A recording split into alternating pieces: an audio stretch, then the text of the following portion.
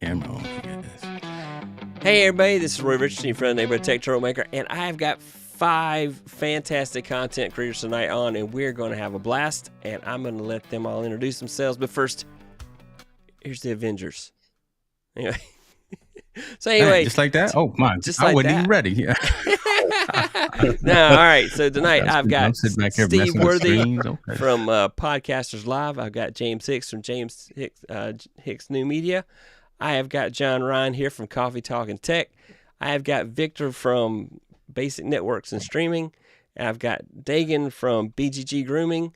And you know me. So anyway, and tonight, like we do every month, once a month, I've got a cast of characters here, and we're going to talk about our content creation journey, kind of how we got here, what we're going through. We'll talk about our pain points, and then we'll talk about what we're working on next. With 2023 coming up, I'm sure all these guys have big plans on what they're doing for next year, and I don't recommend waiting until next year. You need to start now. So first, I want to start with Steve Worthy. I want him to introduce himself. He hosts of the Podcasters Live and Steve Worthy Retail, but I'm going to let him introduce yourself there. How about it, sir? You just did a good job of that, man. Hey, how are you, dude? You good?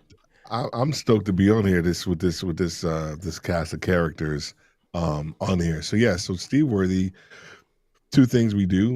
One is Podcasters Live, and we focus on helping podcasters learn how to live stream, and live streamers learn how to podcast. And then also with the other side of the business is with retail leadership. So we have a podcast called Retail Leadership with Steve Worthy, where we help retail leaders understand a little bit more about who they are, so they can make a decision whether they need to move up, on, or out of their organization along their leadership journey. And I'm excited to be here, man. Let's do this. Yeah, thank you, sir. James Hicks. What it do, man? Okay. How you doing? Listen, thanks for having us here. I appreciate you. Who am I? I call myself, I'm an engineering technologist, right? Driven by discovery and focused on purpose. I'm really locked in on advocating for folks who want to learn, advocating for folks who want to do more and do different things with their life, especially using technology. So being a curator of creative content is what I'm really striving to do, man. Thanks again for having me on the show. Yeah, thank you, sir. Next up, we have John Ryan in the house. Oh, man, we have lost audio on you, sir. Uh-oh. Oh, he's using that Mayono mic again. I want to prove the point that we can use this $20 mic and still sound there good. It is. There you go. Anyways, my name is John Ryan, Coffee Talking Tech. I'm about helping people to, fight the battle of learning the tech, because when I wanted to start a YouTube channel back in 2008, the thing that was holding me back the most was the tech. And I never got started because I couldn't overcome it. And then it took me all this time to start it 2 years ago and get where I am now. And I started. So I want to help other people to fight that battle and find out what works for them in the best ways. Yeah, that's awesome. That is awesome. And Victor. All right. So Victor, everything's basic, network and streaming. So I actually dive into networking a little bit, because I know everyone's like, the first thing you need is a good microphone. I'm sorry, you ain't got no internet, you ain't streaming. Yeah. So you need to make you got a good network. You need to make sure you got a good computer, and then you could actually stream. And then you worry about your microphone and everything else. I just like to play. I like to play with gear. I like to play with tech. I like to learn what's out there nowadays. I did a little stream back in 2009 with Justin TV. If you're not familiar, Justin TV is now Twitch. Yep. Justin TV is gone. So, yeah, I just wanted to see what's out there, see what you could do, how hard it is to do it, and be out there and help anyone that needs the help. I mean, I do it for you don't have to. I break it for you don't have to. I was going to say definitely, especially for folks in the eCam community. Yeah, people get in the eCam community and say, I'm trying to do this with this piece of equipment, and Victor goes off and says, okay, I'm going to try it. I'm going to show you. Let me show you what I did. So just awesome there. And then BGG Grooming. Tell us about Thank you. yourself, First sir. of all, yes. Well, thank you for having me on. My name is Dagan, BGD Grooming. I do beard product reviews. I do tips and tricks.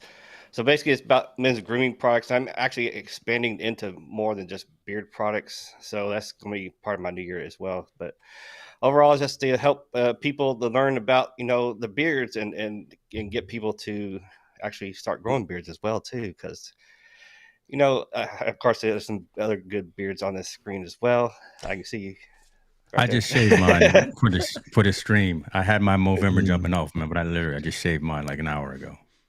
No, you right. didn't. So yeah, so I just want to get that information out there, so people can grow the best beards possible using, really good products.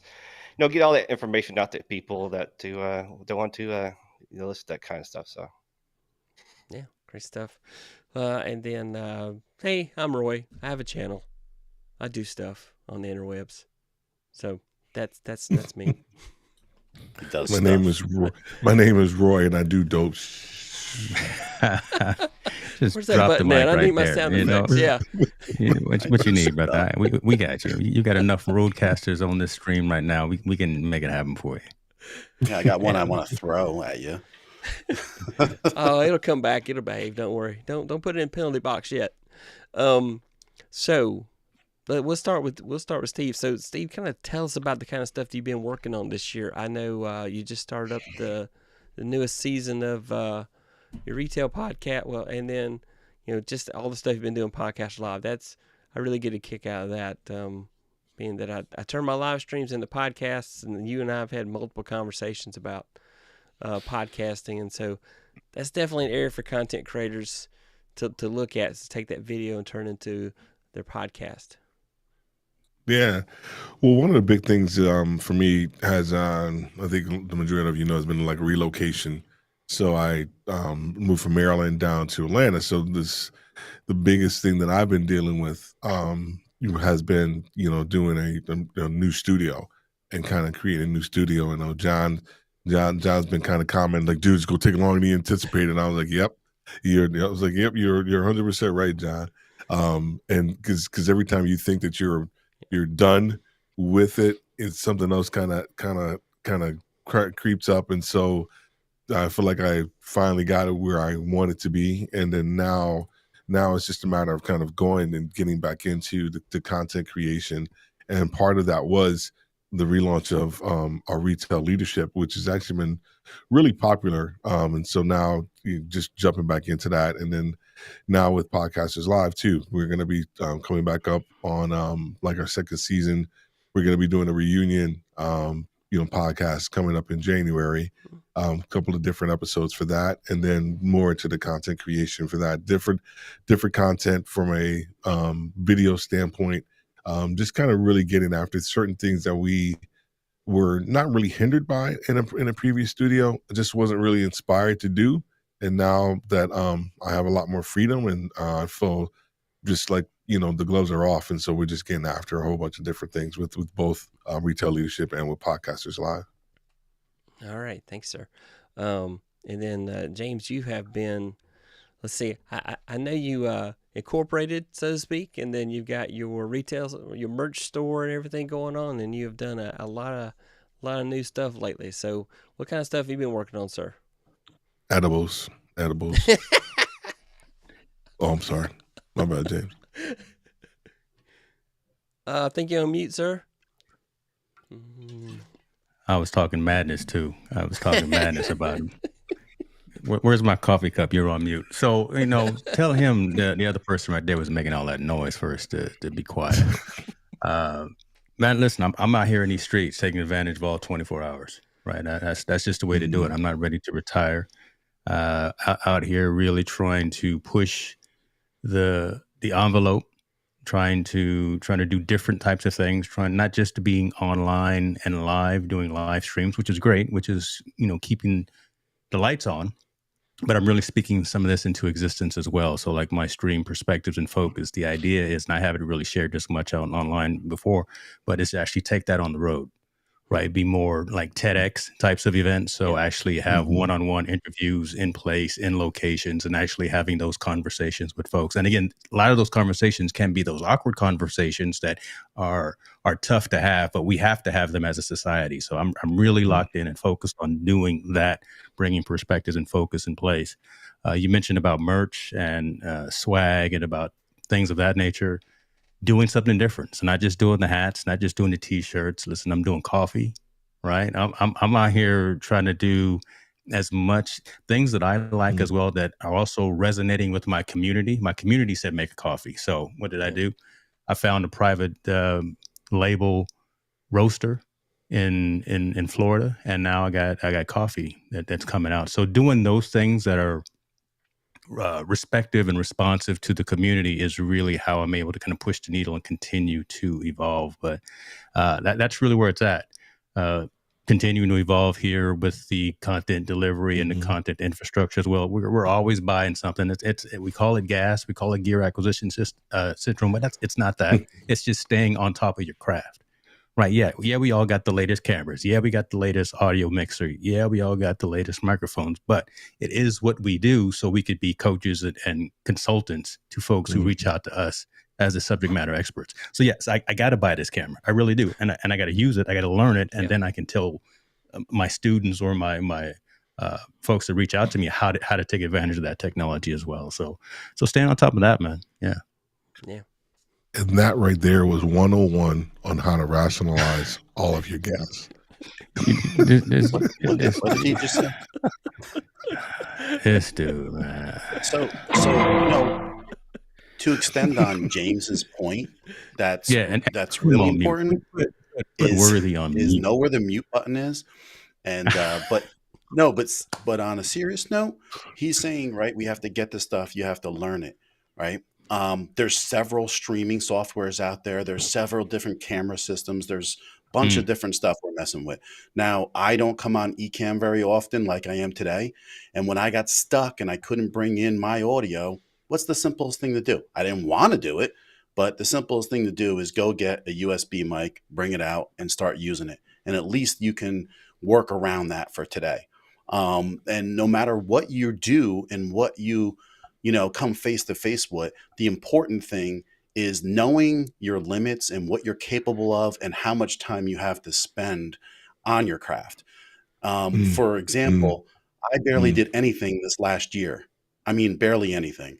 And the reason why, I have an 11-year-old son, I have a full-time job, and I have to balance taking care of your health, your mental health, your physical health, all these things, because Steve, James, I know all you guys, Victor, I know all of us, to get to the point where we are today, we worked our asses off. And so at that point, that took hundreds, if not thousands of hours. And so that is important to streamline everything that you do. And if you can find a way to find things that fit your needs without wasting your money and your time, my God, in the end of the year, that turns into productivity and really helps you out. And on the flip side, when your mic doesn't work, at least you can be on here with these people to give back. So hold on right now. And Roy, I know you want to keep moving, and you just slap me because here go a whole bunch of producers wanting to steal your show. But this conversation right here is legitimate and is authentic, right? Didn't panic. Things didn't work right.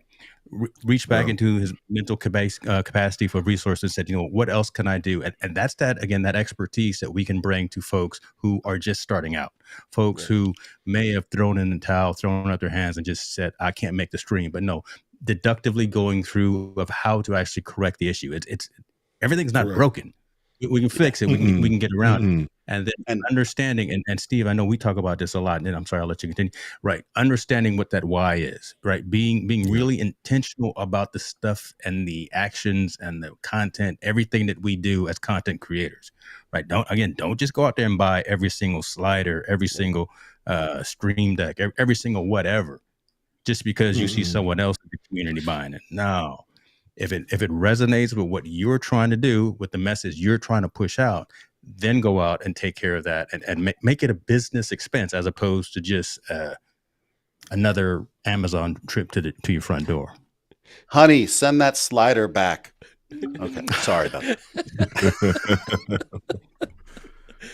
James said you can't You have can come. it You can anymore. come So get. I hear you. Oh Lord, you don't come get this one. You see, I got this. Man, put me on full screen. You see the slider.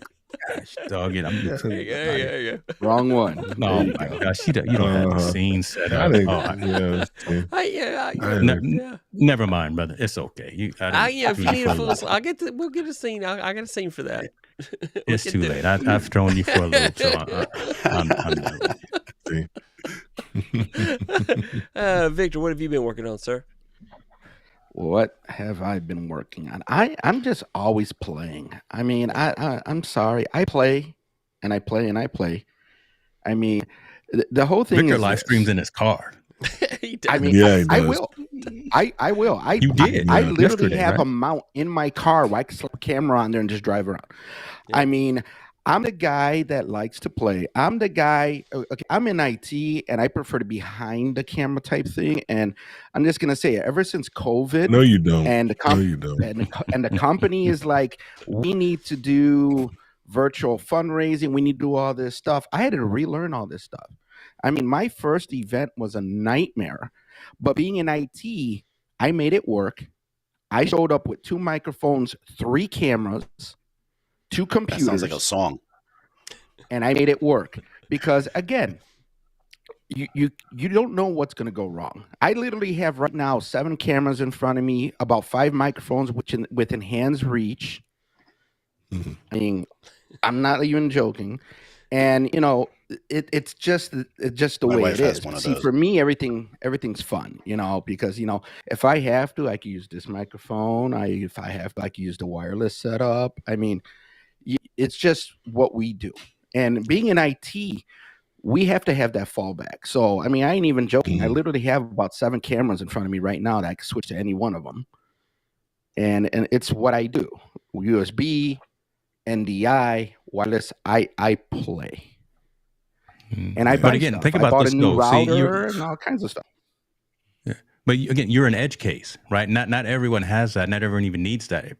People have multiple cameras in their studio, and all they really need is one main camera. But you Yeah. help train and teach and instruct folks how to take advantage of this different technology, how to connect multiple systems and multiple Right. lights and cameras through NDI. yeah. Not everyone knows what NDI is, man. I mean, that's kind of cool, right?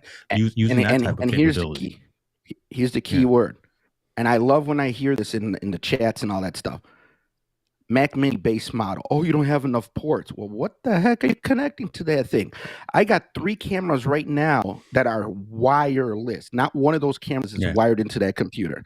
So don't tell me I can't have 7 cameras to a Mac Mini. I got 4 monitors in front of me on a Mac Mini. Tell me I can't do it and watch me find a way. It's called Cal Digit anyway.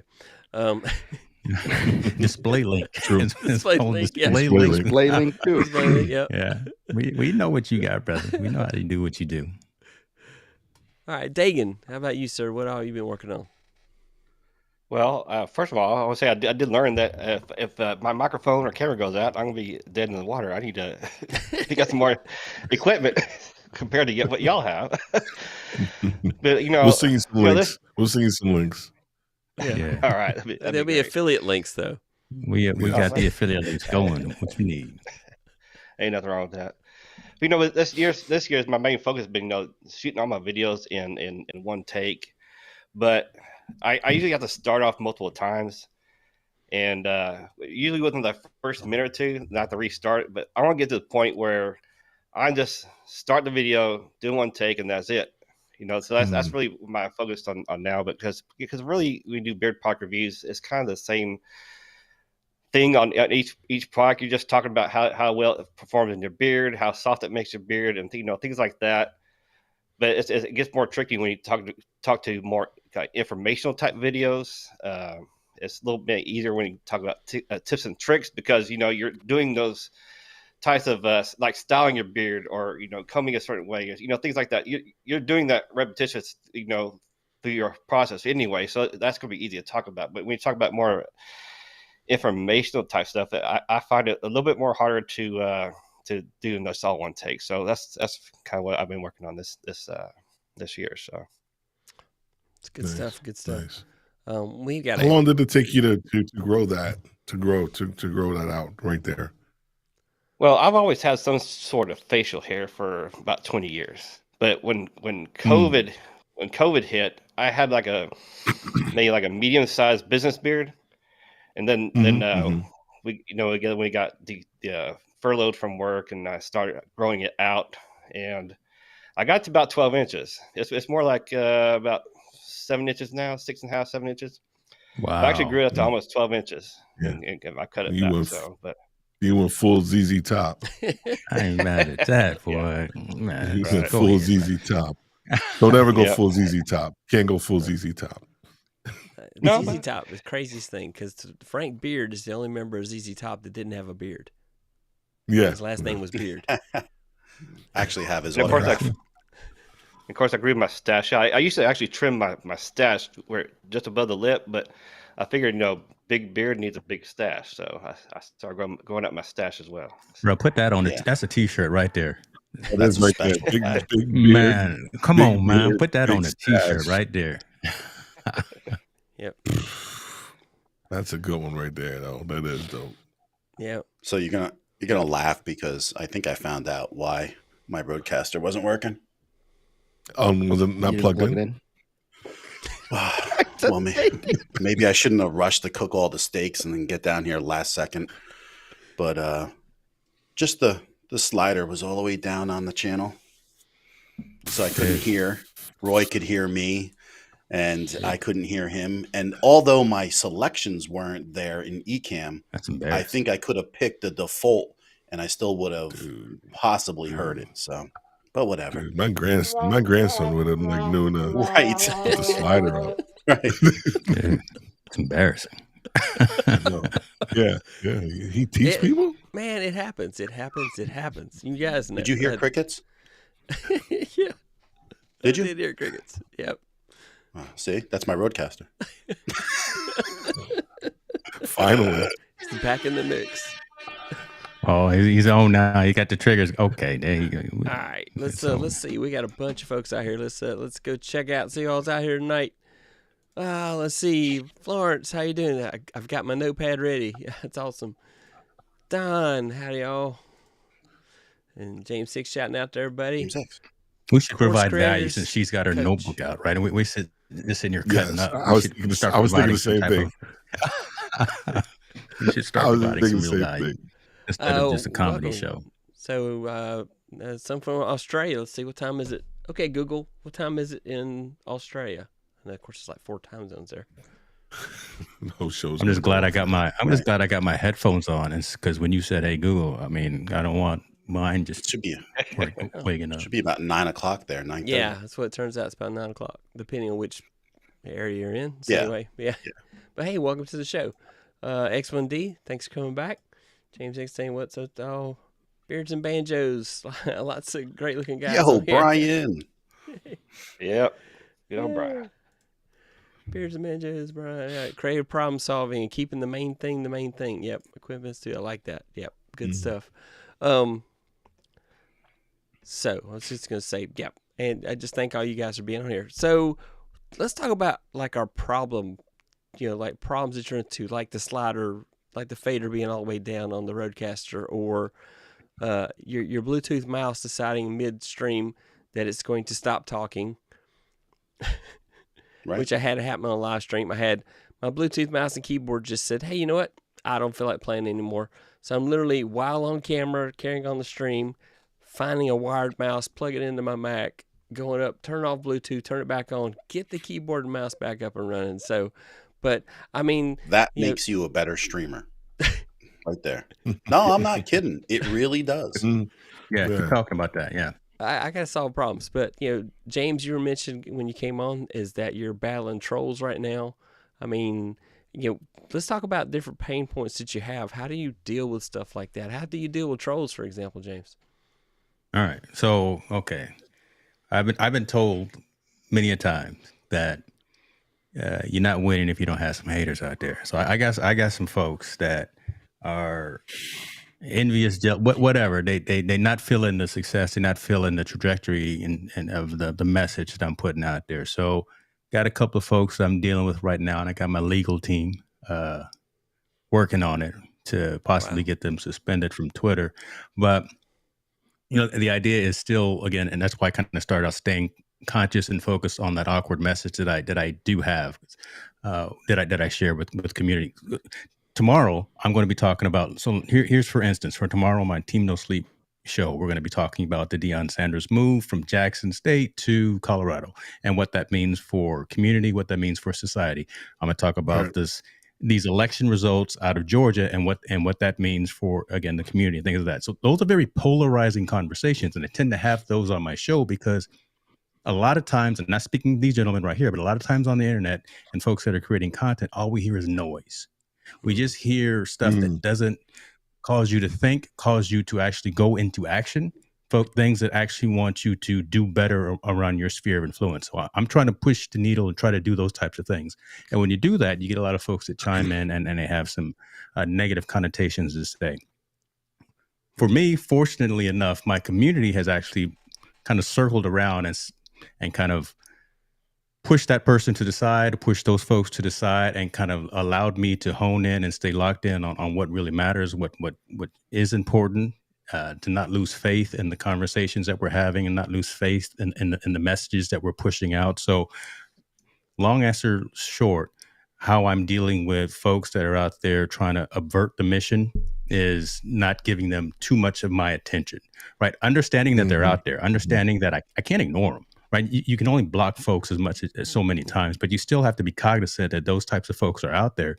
And if you're going to continue to push these spots on society, these spots in a conversation, that you're going to trip something up. You're going to have someone that actually feels a particular way. So I just need to be conscious of that, build up my skin, continue to build that up, and not be sensitive to those, because until they get personal, until they start, trying to harm my family or something of that nature, but not letting that deter me from the overall mission. Because again, I'll say what I said at the beginning: if you're not winning, you don't have any haters. Is that right? Yeah. So I'm slightly emotional about it right now because, again, I'm literally right in the throes of what's happening, and trying to not put as much attention to it. But I appreciate you do want to talk about it, Roy. But not letting it overshadow and overtake my end goal and my end mission. Right, I have my goals and my vision board written on my studio right here in front of me, and I know exactly what I'm trying to do and what I'm going to do and when I want to do it. So if this interference, if this roadblock, if this little hiccup right here pushes me off of that goal and that mission that I'm already working on, then they win. So I'm not going to let them win. Yeah, but I don't think it's no, go ahead. Go ahead, John. Well, I was just gonna say, if it's not happening now, it's gonna happen later or at some point. So learning how to deal with this now, and I'm talking even on a personal, because when you feel attacked like that and we're not used to it, you can react in a lot of not so hot ways, like giving the attention, and that just feeds the fire. And learning how to deal with that now will help. When I have my chance to talk, I will talk about a few things that maybe some people feel and never talk about. But you're talking about something I think that happens to eventually anyone that's successful. And the thing to understand is, when your elevator is going up, you're always going to let some people off, and they get perturbed by that. They throw back at you, whatever it may be. But sometimes you just got to leave people behind or let them go. And I'm gonna talk about a little bit of my experiences that I don't think enough people talk about, because honestly, we could talk about this tech stuff and everything, but that's not the hardship of any of this. It's a 10% of the just go ahead. You're already talking. Okay. John, go ahead. Well, so, and I don't want anybody that's listening or anyone that's here to take anything in a bad perspective, even though you might, is that belonging to different groups of people and putting your energy in those groups is a waste of time. It is a waste of time. And if you want to succeed and you have little time to begin with, like my life is, then you have to have focus and ambition. And there's no way that you'll be able to have that by giving other people energy. And so I always taught it with that, right? Stay focused. I always messed with that a bit and said, I'll go in a group and I like to give back a little bit. And then you think, well, if I can be in these groups and help people, then they'll follow me on YouTube. They'll do this, do that. In the end, it's a very small percentage. I'm talking like almost nothing. You know what you should have been doing? You should have been learning how to use your camera, your audio, and you should have been putting videos out, because that's how I got the most of my subscribers. And the people that actually give a crap about my stuff are the people watching the videos. But along the way, I've seen people buy subscribers. I've seen people try to stab me in the back. And my God, I let those people go so fast, it will spin their heads, and that's fine with me, because I don't need anybody. I want to help people. And when they give me the energy, even when people ask me for help, I'll give you an example. They'll come all the time, ask for help. Then all of a sudden they're telling me the answer. No, then you didn't want to come from me for help, because you think you already have the answer. And I'm giving you a perspective that you may not even understand. It's still to this day, one of the biggest things for people to overcome is audio and audio routing. And when you talk about audio routing, they still have no idea. So all these people who use StreamYard, they could be doing so much more, or Restream, or any of those kind of platforms, if they just had it doesn't even have to be a roadcaster. And that's why I like to point out the different things and price points that can help you route your audio, because audio ends up being the biggest thing for them to overcome. But I'm just saying, these groups, like I met you guys, I met half of the people in here in a group that I did. That was the first group I ever went involved with in streaming or anything like that. I could pretty much say it was a waste of my time. I mean, the only great thing was meeting the people that I met. And the only reason I'm on here on this show is because Roy has been a friend to me. He's been there. Steve and I, we've communicated on phone. We've communicated online. When people are there for you, I give back that energy, so I want to be involved with people that give me positive energy. Spend your time with those people and you will see yourself flourish. Hey, Roy, there go your description right there. I mean, there go the title for this stream right there, man. Man in here dropping some fire. Okay. Yeah. Now, Steve, what were you going to say? Because I was going to say, because one reason I bring this up is that I know so many people that started off content creating, and as soon as they got the first troll just in chat, they were done. They couldn't take it. And James, to your point, you got to have a tough skin. And I hate that the situation for you has gotten so bad that you've had to take action against people. That's just not acceptable. It is but what it is. It is what it is. Yeah. Yeah. I mean, I'll talk about something here different in a sec, but the troll piece, that happens at work, right? You know what I mean? It's not just online. You got trolls at your job. People that hate to see you win. People that will try to do whatever it is. People will try to do whatever it is to steal your shine or to prevent your shine.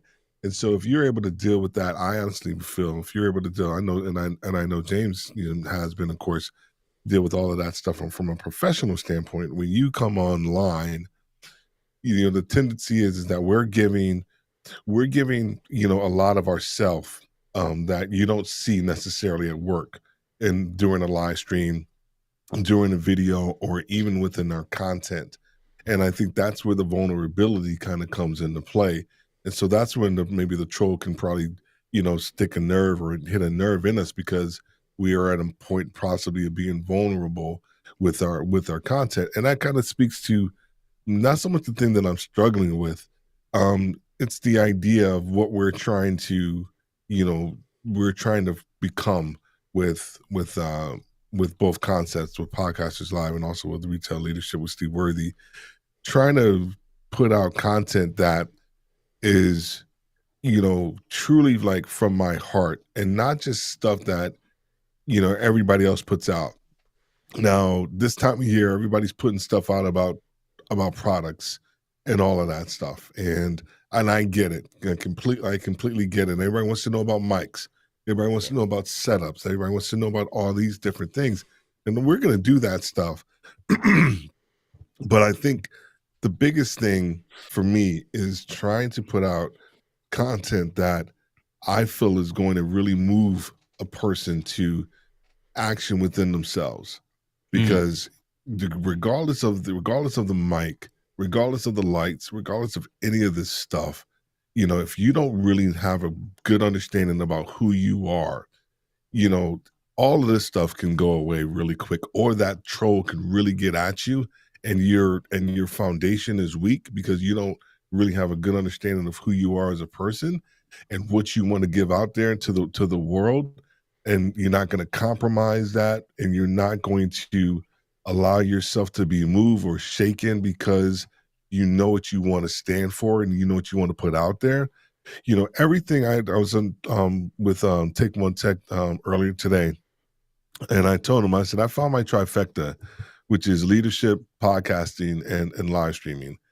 And now my thought is, how do I continue to bring the leadership aspect into podcasting with the people that I talk to, with the content that I bring out? That's something that's not really out there. So if you think about podcasting and even live streaming, no one talks about leadership in podcasting.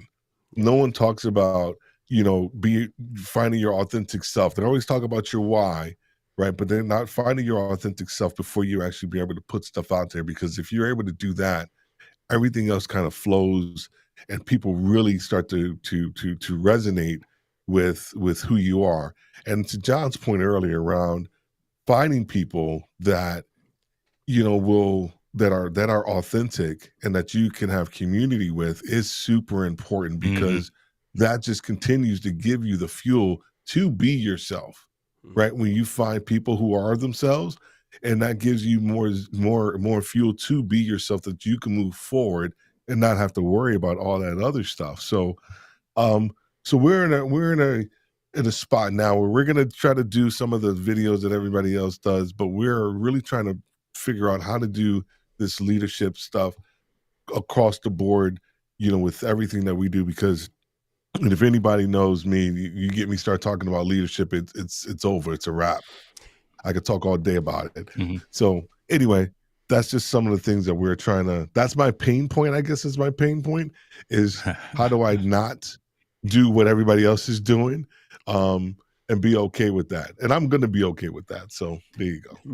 Right there, brother. Right. And you found your niche, right? You found that piece that is different and that resonates with, again, it's not just about you, right? And you know this, I'm talking to the choir here, right? You know, it's not just about you. You found that piece that's different about talking about retail, about talking about podcasting, but adding in that leadership flair, right? That's what your community wants to hear from. That's what your community wants to hear about, right? So as you continue to build out your content calendar, as you continue to build out the things that you want to talk about, want to share, the guests that you bring on to your show, adding that piece in, because that's what your community wants to talk about. That's where, I don't know, you know, the brand deals, if that's what you're looking for, that's where the additional monetization, that's where the additional speaker engagements, that's where all of that comes from, because you're actually being a proper steward and shepherd to your community, as opposed to just creating the stuff that you want to talk about all the time. Because if it was you, I know you'd talk about old school hip hop all day. Oh, that too. Right? Just saying, right? But you probably create another channel talking about that. But I know, right? I know. Worthy Retail U is about the leadership aspect of retail and podcasting. So yeah. Roy, you can't keep me quiet. Man, I am literally. I don't want you to be quiet. You know, let's do this. I'm the heckler, and I'm on one right now. These last 48 hours, I'm on one, brother. So that's right. Yes, it's not good. What kind? And of I got this brown liquor too. Oh, sorry. Yeah. Victor, what kind of pain points you run into? You know, I for one thing, you know, I know you help a lot of people out with their gear and that type of thing, but what kind of pain points are you running into in your content creation journey? Well, as far as content creation, I want to say probably the biggest thing is it's coming up with content. I mean, there's only so much I could talk about my one camera. Then there's only so much I could talk about my other camera. I mean, once you get to about 7, 8 cameras, I'm not going to keep buying cameras. I mean, this is all coming out of my pocket. I mean, there's only so many cameras one person can afford. There's only so many microphones one person can afford. There's only so many computers one person can afford. I mean, so it's like, what's next? What's next? So, I mean, shorts, I've been dabbing into different things. I'm playing around with the shorts because, again, to me, everything is testing, everything is playing. So why did I start the YouTube channel? 2 reasons. One, I felt there was a need to break down some of the very basic stuff, especially when you're in these groups. And to me, I'm in the groups for certain reasons. But when you're in a group and people are like, well, I'm having problems streaming. I'm trying to stream 4K. And you're like, what's your upload and download speed? What's download? What's upload? Make it plain. Make it plain. Oh, yep. yeah. Then they're like, what's my, but what, click this link and do a speed test. And then they come back with you, well, it says 7 down and 0.84 up or something like that. I'm like, you ain't doing no 4K. You better drop down to like 320 or something like that. You ain't multi-streaming. You better fix your internet. And that's the thing. So that was the whole start of the channel. And then I realized no one gave a shit. I got like no views, no love, no nothing. And it wasn't just the content. It was being new with content. It was being new to YouTube under that channel. So literally had 3 subscribers. All 3 of them were me. And, there was really no one watching the stuff at first. And it's that the pain point is the growth. Understanding that not everyone, the very first week starting a channel, is going to have 1,000 subscribers, going to have 2 million views and all these crazy numbers. You got to have the understanding that you're not going to blow up. You have to have, lower those expectations. To me, growth is all I care about. If I got 50 views last month and I got 100 views this month, I'm happy. So to me right now, it's the fact of, I branched out a little bit. I talk about gear, I talk about that, but it's like, what do I talk about next? Yeah. Played around with the shorts because the channel itself is a test. It's an experiment. How long is it going to take to grow to a certain point? When am I actually going to start getting views? When am I actually going to get some watch time? My channel is only a little over a year old. And I've had people tell me, oh, I've had my channel for 5 years, but I'm starting to put content out now, but I'm not getting anything more than like 100 views. I'm like, when I started putting content out, I got 5. I wish I had 100 views on every single one of my videos. I mean, so it's finding content to still put out there, experimenting. Now I hear that Instagram, you could do stuff. So I'm not a big Instagram person, but it might be once I have that option, go over there and play because it's just more content to put out there. There's more things to do. So right now, that's my biggest thing. I mean, I'm not popular enough to have the trolls or any of this other stuff, but just what's the next video going to be? I feel that. Answer that question right now. Answer that. What is that question? What is that question? Well, that's me and Steve over here itching, boy. Because we ready to go. I know. I'm trying my best. I'm trying my best, man. I mean, it's like I got an episode you can watch and tell you how to come up with ideas. Yeah, it's like what is it I'm gonna do? What is it I'm gonna do? Because I don't want to stop the momentum. I'm getting some nice numbers now. I'm getting people subscribing. I don't want to stop the momentum. And here's a perfect example. To me, this was a test. Shorts. How long does it actually take for someone to do a short? I mean, you don't need to spend 3 weeks doing all this recording and planning and all this stuff. That's me. I literally took my car through a car wash. As soon as I entered the car wash, I recorded my short, uploaded it, titled it, put it out there before I got out of the car wash. That thing hit 1.6K. I'm like, I can't get 5 views on my other stuff, but you're going to give me 1.6K on a car wash. Well, there you go. I think the shorts and the, I always think about it in this context, and I look at it from a podcast standpoint. I am not anti I always say this, I'm not anti-download, I'm pro-consumption. You know, and what I mean by that is that, you know, whenever people download stuff from a podcasting standpoint, just because they download it doesn't necessarily mean that they actually listen to it. I will go in and look at the analytics to actually see how long someone actually listened to my podcast. And I think that's a better judge of the actual content that I actually create, more so than the download piece. And so when you start to think about the same thing for your stuff, if you have some videos that are out there that people that are consuming the majority of your content, I think that's something that you need to kind of look at and think about in that context. But the other part is, and you know, James talked about it earlier, we talked about like your why, because I think the tendency is that when you start a channel, like when I started my YouTube channels, I'm not necessarily caring about monetization. When I get there, I get there. They're just another lever, if you will, from putting content out there to get to the bigger picture, which is more clients, more brand awareness. And so you have to think about your why you're creating content and why you're actually utilizing, whatever platform that you're utilizing. Because, dude, there's always going to be the next shiny object that's going to come up and you're going to run to it. And then next thing you know, is that actually filling the need, because you never really define what you really want at the very beginning. Because if we don't do that, then we're just gonna keep spinning our wheels, and nothing's really going to kind of feed the beast, because we haven't really defined what we want at the beginning. Damn, son. So Victor said something earlier where he says he likes playing. I like playing with this stuff. I like playing. Yeah. You know, we all say that it's playing, but and part of the problem I think we do is we don't pat ourselves on the back. You know, it's not playing, it's learning, man. You're learning every angle, every edge that everybody asks these questions about that they can't find the answers. Oh, you got the Hollyland wireless setup. Oh, you got an A10 mini. Oh, what can I use for a mobile setup?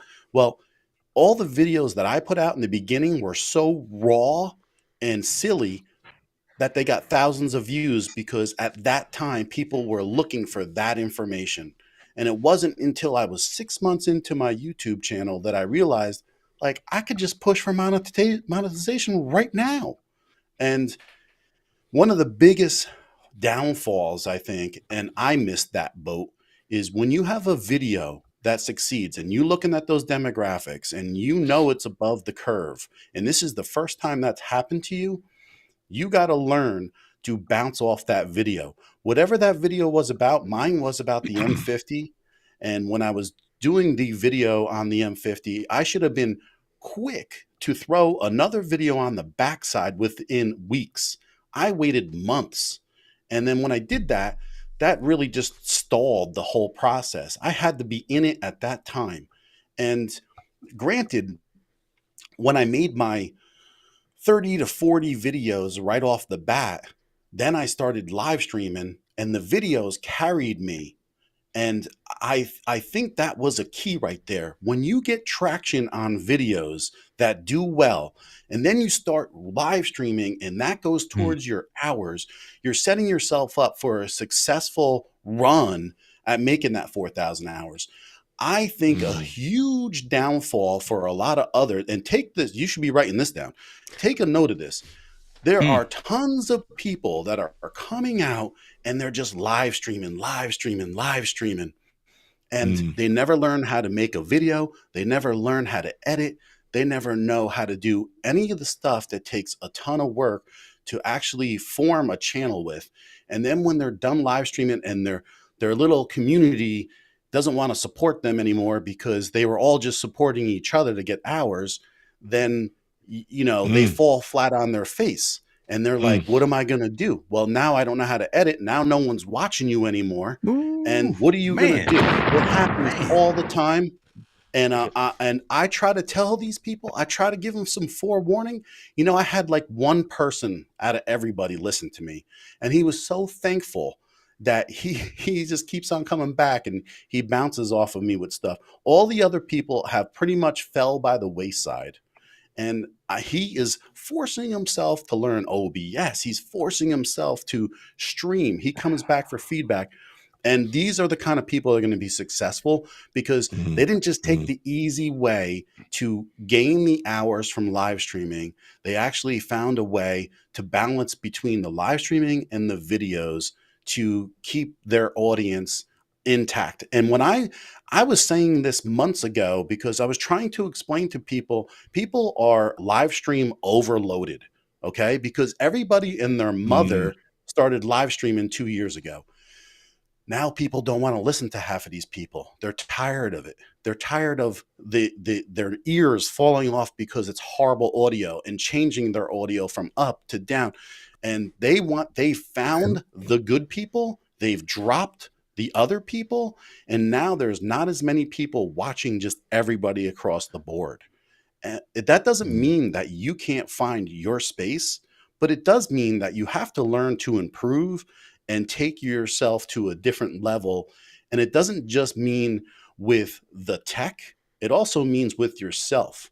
You know, it's like you got to see at one point, I'm here every day doing the work, putting myself in. Do not put yourself down. Do not say that this is a small channel. Listen, no one knows what Roy does. No one knows what Steve, no one knows what James does every day. Okay. I'm not going to sit here and explain about what my life entails, but we all have different lives that take up a lot of time. And to be successful in YouTube, you better believe it's hard as heck. You're going to have to put the work in. You're going to have to put the serious work in, and you're going to have to find the people that can help you make educated guesses to what is going to work for you. And once you do all that, you got a hell of a chance of getting monetized. And you got to sit back and ask yourself if you just want to put that work and effort in. I mean, if you've seen me, you guys know, and maybe people thought it was silly. I was live streaming, tons of hours every week, and it let me become a really good live streamer.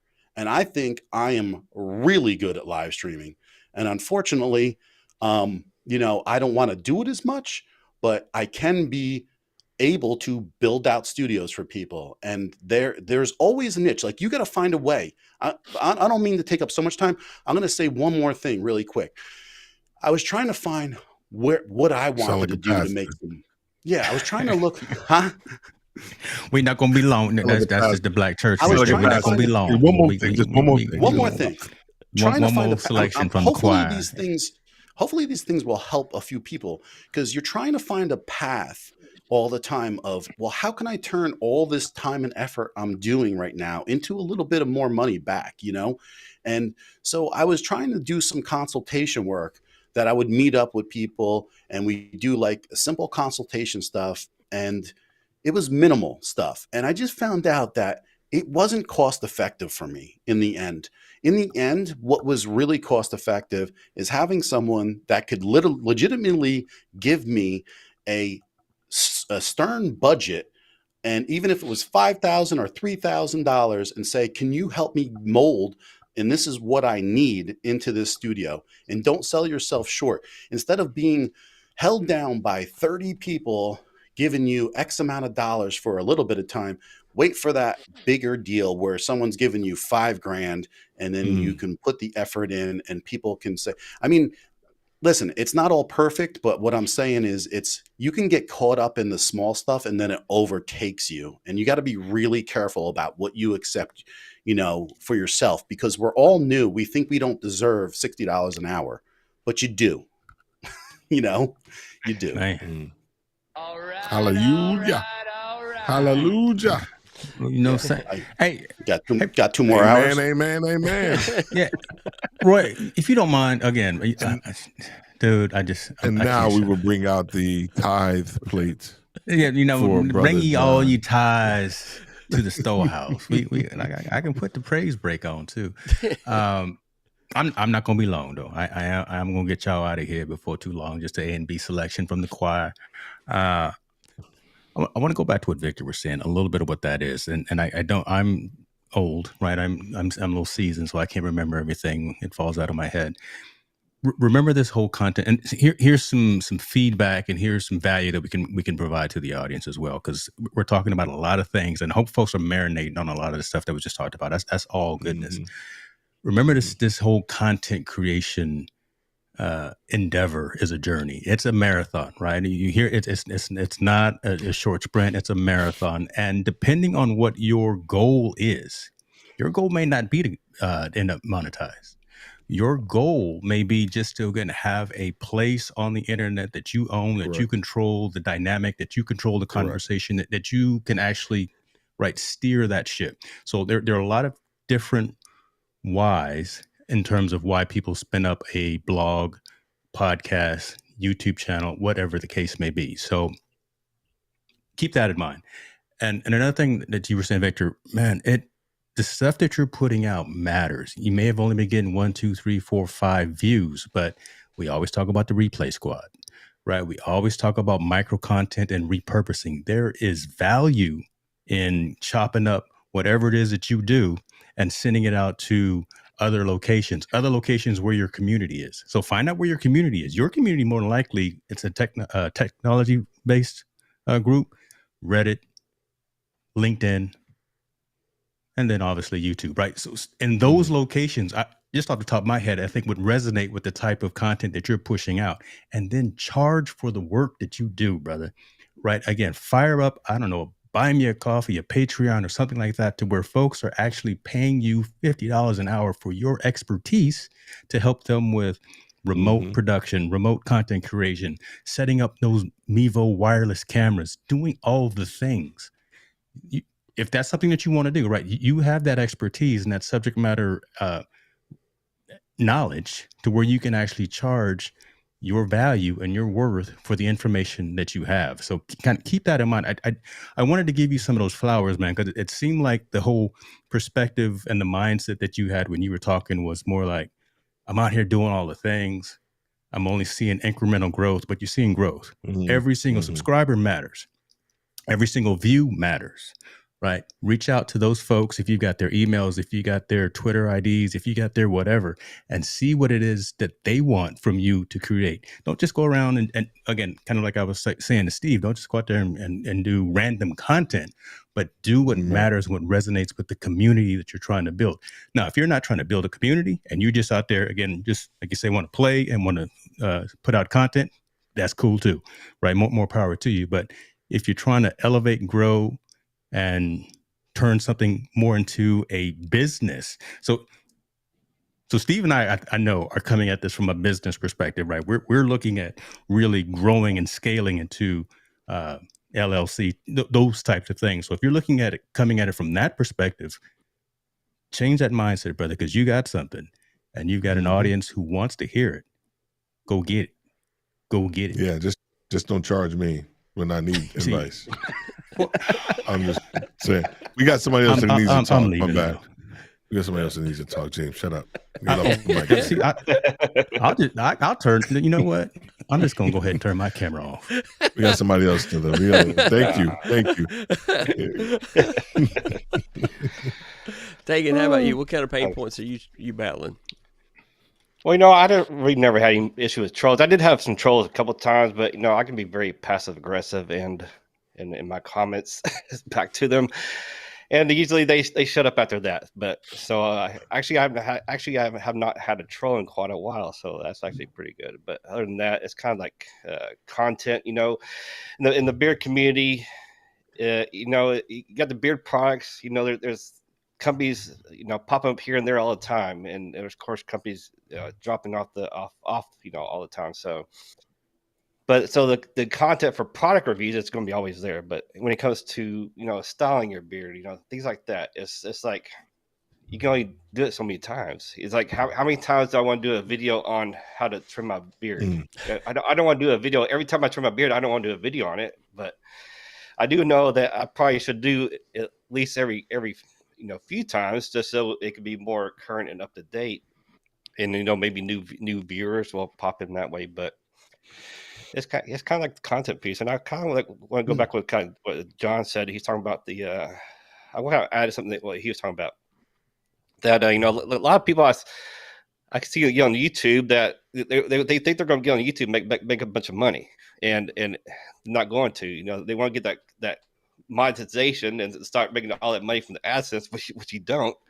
You know, you got to put in the work, and you know, get that trust, and that way you get partnerships, you know, brand deals, and you know, things like that. And that's, and of course, your merch shop and things. That's when you start making more of your money. So, but you know, unless you're getting like thousands of views from the for the AdSense, you're not going to make that much money. So, and really, and I'm not, me myself, I'm not worried about making that much money on YouTube. I do have a little merch shop where I got some stuff on there, but you know, I'm not really worried about it.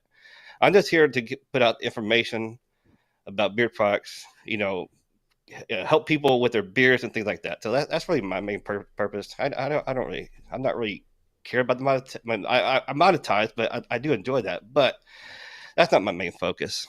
Hey, them checks come on the 21st of the month, don't they? Hey, watch out now. Them Google checks come on the 20th. Oh, I'm sorry.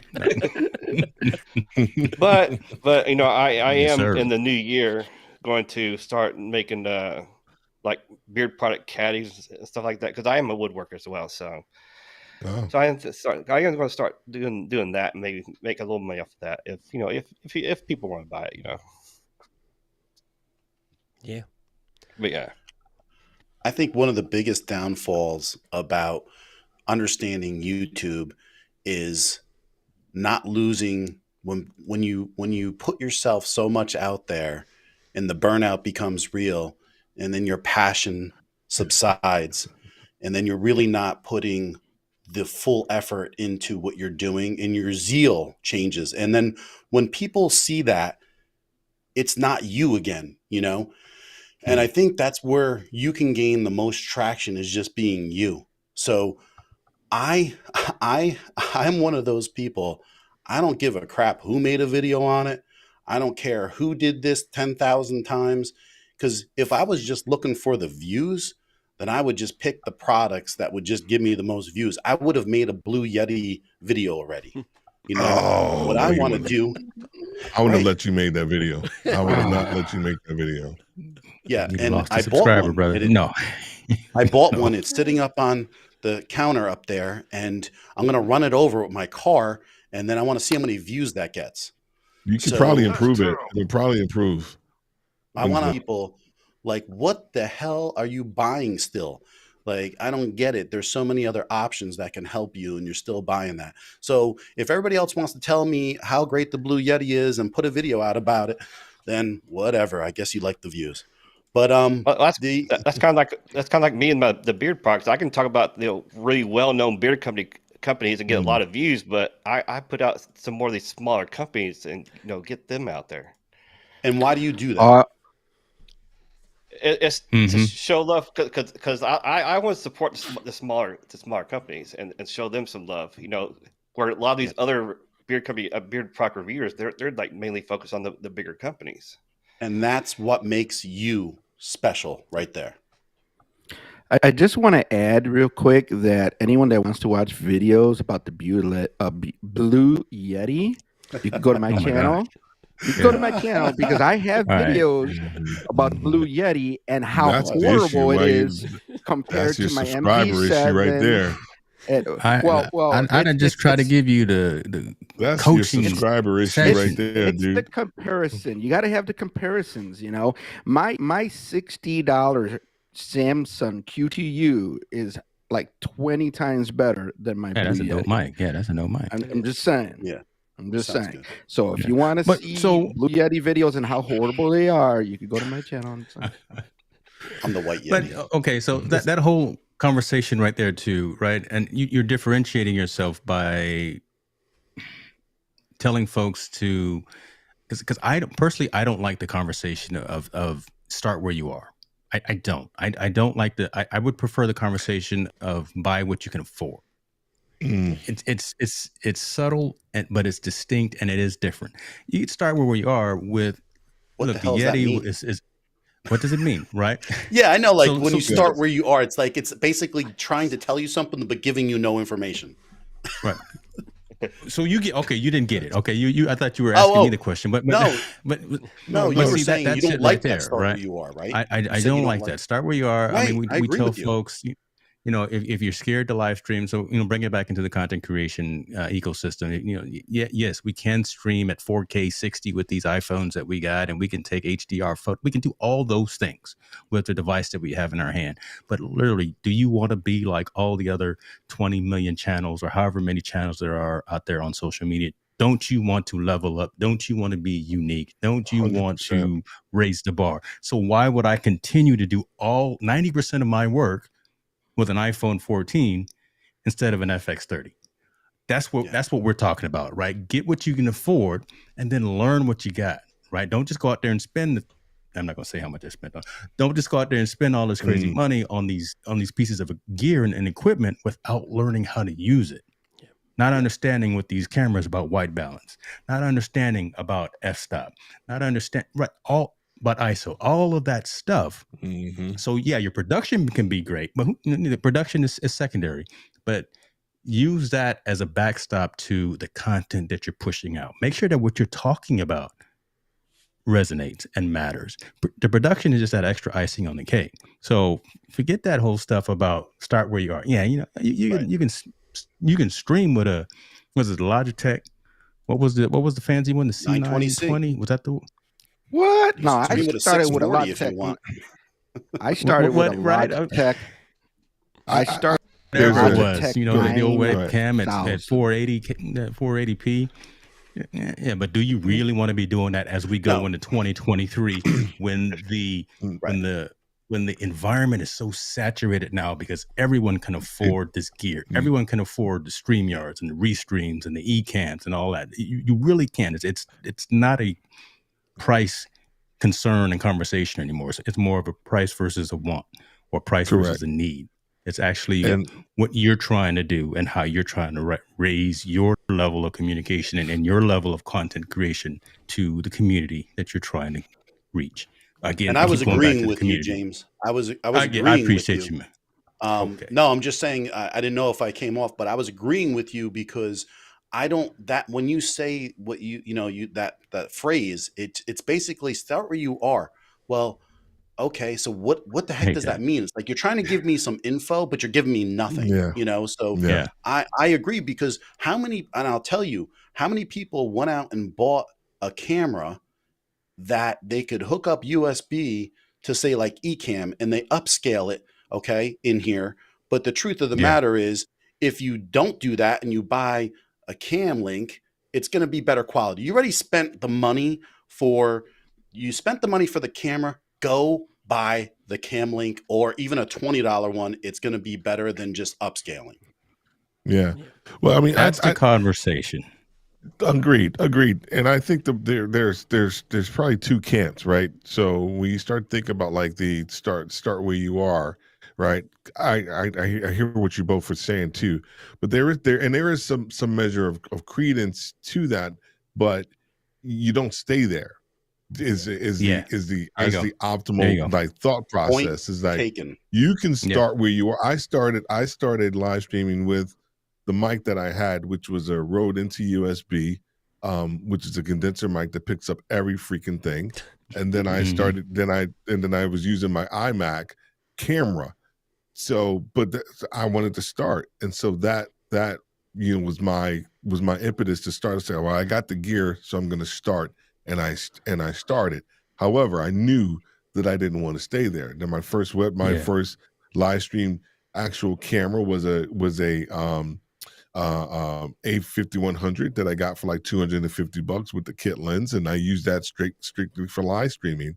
Then I moved up from a mic standpoint to a MV7, then a Shure some 7B, into yada yada yada. But I knew I didn't want to stay there.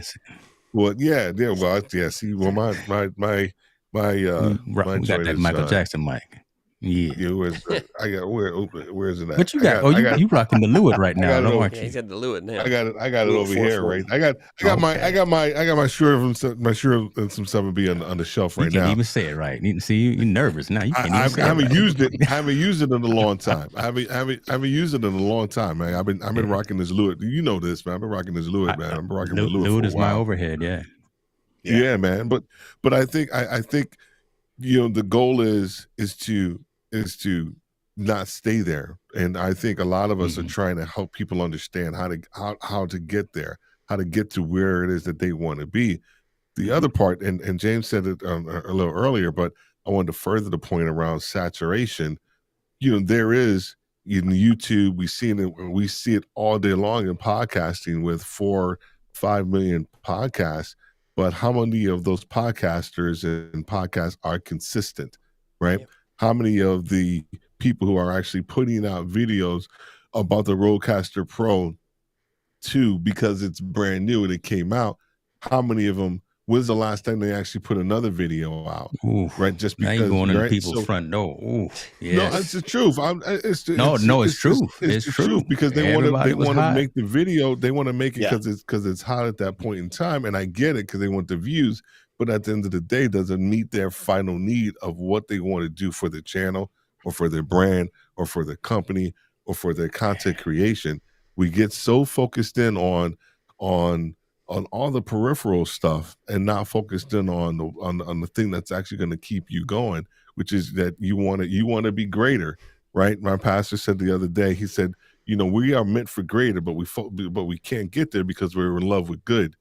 And so, I mean, that crushed me, and that's so true. We get so focused in on the good that and just so much instead of like going for greater. And greater means that there has to be a change inside of you and what you want to do and what you want to put out there that's going to be like on anybody else. You can't. He also said this: you can't be great. Michael Jordan was abnormal. Like, he wasn't just a regular basketball player for me because I grew up in that era. Michael wasn't normal. He was everybody else that was around Mike was just normal, and I mean normal meaning really, really good. But if you want to be great, you almost have to be abnormal. You have to go against the status quo. You have to do things that are just crazy. And Mike was that person. So when you start to think about who you are and the content that you want to create, you have to actually be a little bit abnormal and go against the grain in order to get your point across. And that's why a lot of people don't want to do it, because they don't want to stand out from the crowd. They want to do what everybody else does. And that's, for me, is something that I'm not willing to do. I don't want to be like everybody else. I'm not meant to be like everybody else. Neither are anybody on this panel and anybody that's listening. And so when you start to think about the stuff you want to put out there, you have to understand, if you want to be great, you can't be normal and be great. I love that. I love that, and I love these comments that especially like Kevin Cox is putting out there. So, I mean, hopefully everything that we're saying, and Roy, I'll shut up, but hopefully everything that we're saying doesn't deter folks from just starting, from actually going out there and getting it done, right? Press and record. I mean, listen, again, you got all this gear in your room. What is stopping? Get out of your own way. Press record. Do something. It's better if it's not perfect. Right? like me. I started off with a laptop, using the camera from the laptop and the microphone from the laptop, and that's how I started my videos. Come on, but now I have a complete setup. Got lighting, a camera, several monitors, a really awesome PC. I got 1 gigabyte upload download speed. So you just grow. Now teach someone and bring somebody with you. Right? Don't be selfish about this knowledge that you got. Teach someone and bring them with you. Right. Yeah. Yeah. And that's I actually have. I've actually had some other guys that want to start Beard Park reviews, and they've actually come to me and asked me questions, and I give them the information about it. So that's the other thing about I don't think the YouTube is saturated with any particular niche. You gotta be yourself. As long as you're yourself, you gotta be yourself. Because I think people in the beard product reviewing world, they come and go all the time. So they start a channel, realize it's not for them, then they quit. So but you got to be consistent. There's gotta be nobody else like smart. Victor. There's only one of him. You can be consistent as you want, but you also got to learn how to be smart. And there comes to a point where knowing what your analytics look like and getting feedback off of that stuff is going to help you push further. Like, I hate to say it, to be honest with you, but like I said, I've basically done nothing in the last year. And I've gotten like 500 subscribers. So, you know, it's nothing. I literally have done nothing. But the thing is that the You stuff pay for that's on those. there, You pay people for are those. still people are still trying to figure out the things that I put on there. So that helps. Granted, I will get back in there and do the things I need to do slowly at my own pace. I mean, I don't stress about it. But the thing is, it's you got to find out your answers. And if you're looking, I'll give you an example. I was looking at my analytics and I found out that 88% of the people that are watching my videos are between the ages of 20 and 35. Okay. That was a surprise to me because that's almost everybody is in that age frame. I'm 52 years old. So I was thinking, hey, I was capturing more of the people in their 40s. Not the case. So a month and a half ago, I started TikTok. 2 nights ago, I did my first live on TikTok. So, you know, I worked TikTok for a month. I got 1,000 followers, and Nice. it's another thing to just think about in the back of your head. It's another way to funnel. And like when we talk about, and James made good points and Steve made good points, it's not about always just being monetized on YouTube. It's whatever your endpoint is, and it's making a cause and effect. But if you want to push, say, Instagram, or you want to push TikTok, being on those other platforms gives you that audience to push to wherever you want them to be. Yeah. And then at Good that point. point, when I'm on TikTok, I resonate with those younger people and I throw in a bunch of goofy stuff, and I'm not serious over there at all. And the thing is, I throw some stuff in there just to remind them, and I pin those videos on top so they clearly see that I'm about tech, but I'm going to be goofy, and that's who I am too. Have fun, get to know me. And when people resonate with you, they follow you on other platforms. Now, I didn't listen to this information a year ago because I was trying to get monetized on YouTube. You only have so much time in a day, and the key is to put the energy and time into the things that give you a return. I got monetized in YouTube. I did that.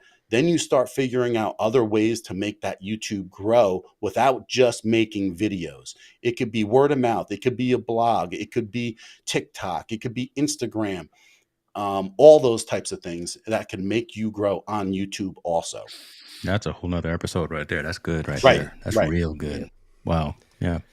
Well, I was just Roy, going to say, you fell asleep? I thought Roy wasn't ready for that, boy. We coming in here hot, boy. Dude, I've Roy's done like, this for hours and hours yeah, already. yeah. You guys done? Roy's like, you guys done? Yeah. no, You guys done? I just want to say there's people Boy, don't watching know. here We coming in who hot. have that C920 and they have the Blue Yeti, and that's what you need to Bless start their with. heart. Or you got feel your sorry cell for phone. I Just have both. start, and then you upgrade a piece at a time. Start with audio. Your camera, you can get away with bad video for a while if your audio is amazing. So start with the cell phone, start with that C920, and whatever mic you have. The Samsung QU is an amazing microphone for super cheap. That's a great mic to start with if you want to be above, the AirPods. Which, by the way, AirPods. Put your affiliate link in the chat, brother. Come on now, make that Amazon money. Drop it like it's I'm hot. gonna put mine in there. There's if some you don't. affiliate links. I gotta buy me a coffee out there. But anyway, the point being is that make the videos, and then like somebody else in this group said, if you buy that expensive, and somebody in chat said it too, if you buy that expensive equipment and it sits on the shelf and it's not doing anything, you wasted the money, you wasted the time, and you wasted your effort. When you do make that investment, when you buy that next piece of gear, keep going, keep moving forward. That's all I want to say. That's what I'm saying. We got a lot of amazing people out there in the chat that are keeping us going tonight. So, and Travis, thanks for subscribing. I appreciate it, sir. So he said, just subscribed anyway. Yeah.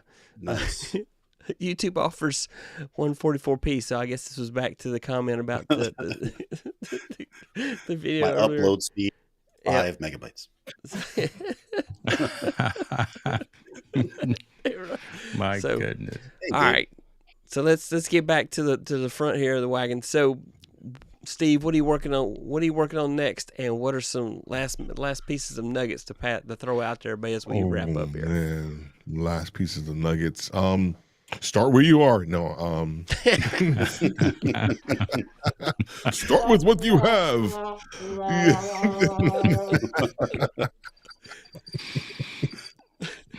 Sorry. Yeah, I don't know if I'm not the right person for that one, because I believe in quality, and I'm just I'm not the right person to say that, and I'm just not. So what was the question again?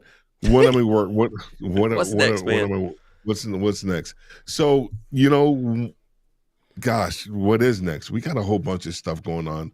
But the biggest thing is that we are in this throes of just producing content right now. So, got the studio finally settled down, and now we're scripting out videos. We're scripting out live streams. With retail leadership with Steve Worthy. We just started, and we're going to be on Sunday nights.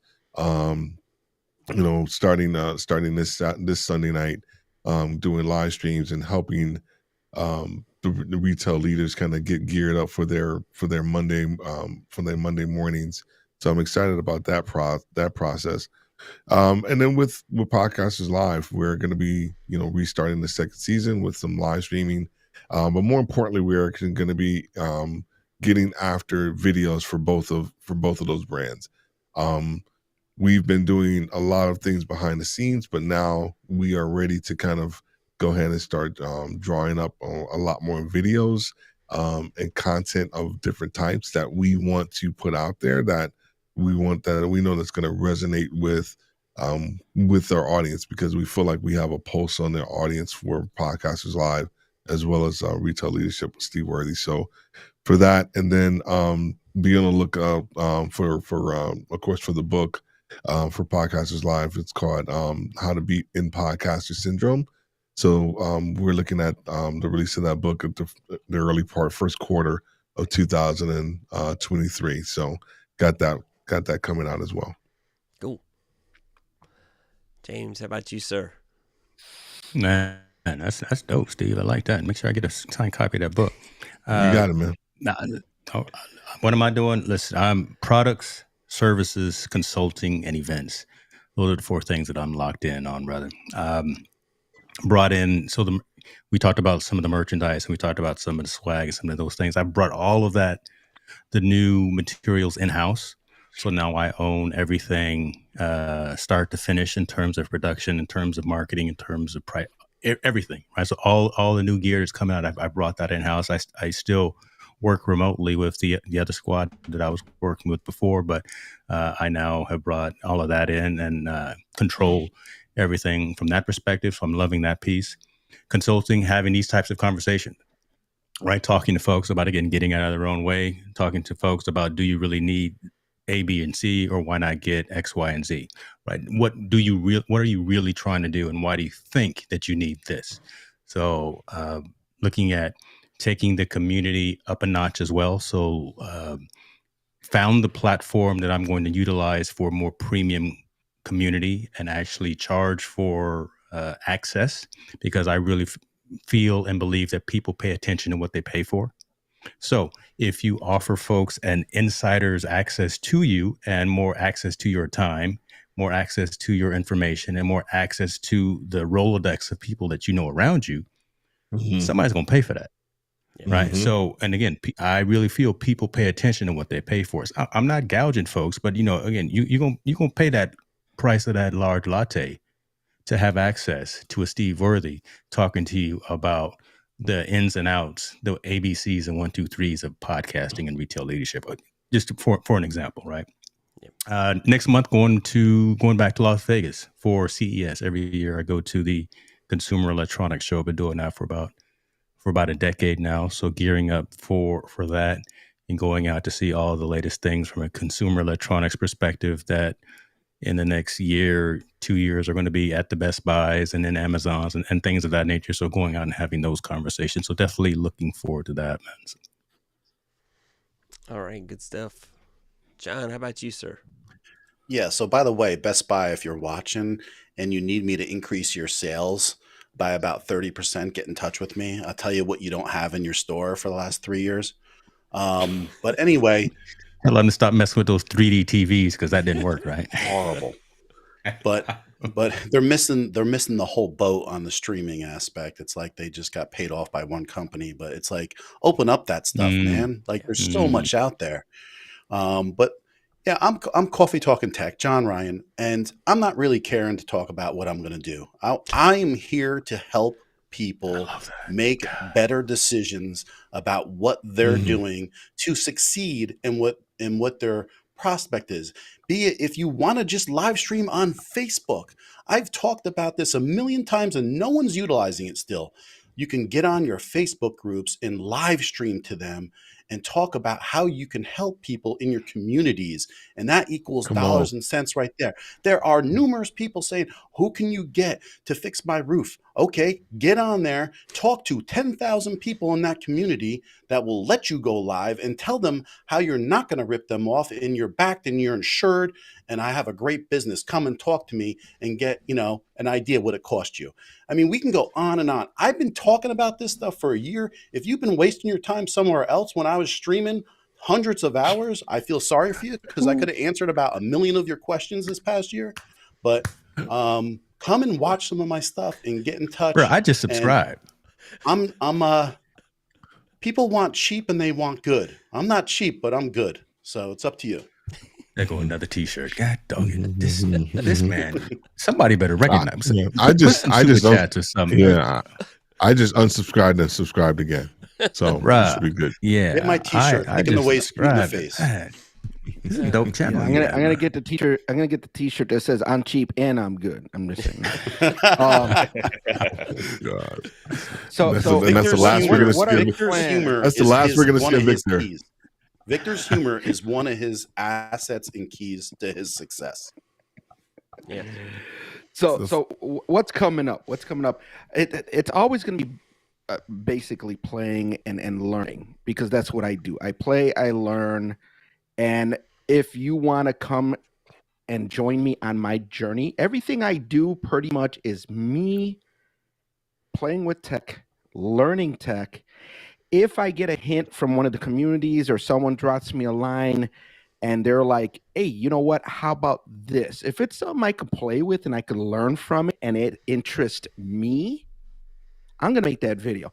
So one of the things that has come up that I need to put a little bit more time in is, one, learning how to fly my drone, and two, streaming my drone. Because I almost hit some power lines the last time I was playing with my drone and trying to stream it. So I gotta practice that.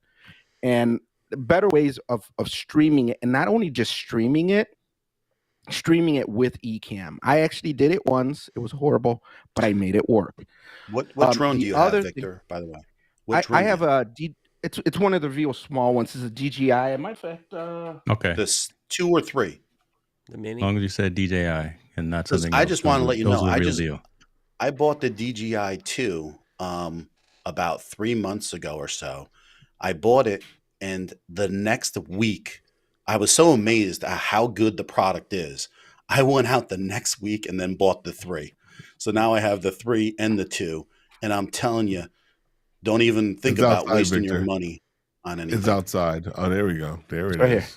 Yep. There it is. And I mean, this is a nice camera and everything. And I had it to the point where I set up a server, RTMP, and all that stuff. And I was over here doing this stuff and everything. But I want to fly it and stream it.